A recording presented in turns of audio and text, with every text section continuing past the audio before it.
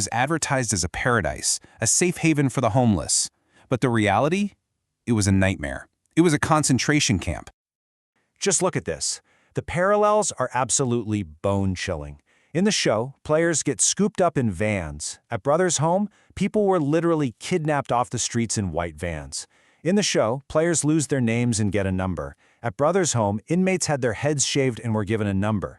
The purpose? In Squid Game, it's sick entertainment for the wealthy. In real life, it was slave labor to make the facility's manager rich. And the punishment for failure was just unthinkable violence.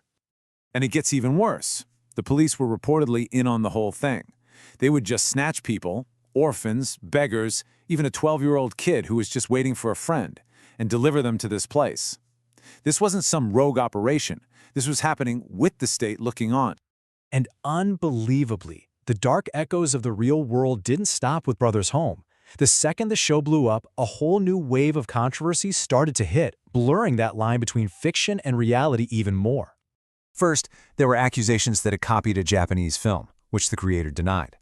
Then, a real phone number shown on screen belonged to a 16-year-old student who was suddenly flooded with thousands of abusive calls. People also started to worry that the show's nonstop brutality was normalizing violence and exploitation.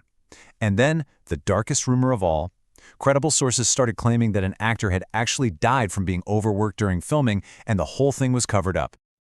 So, when you put all these pieces together, the creator's fight, the historical horror, the modern-day fallout, you just have to ask yourself, what is the true cost of a story like this one? What started as one artist's vision, something born from a decade of being told no, exploded into a worldwide sensation. But it seems like just beneath the surface of this fiction, there's the shadow of a very real and very painful national trauma that so many people tried to forget.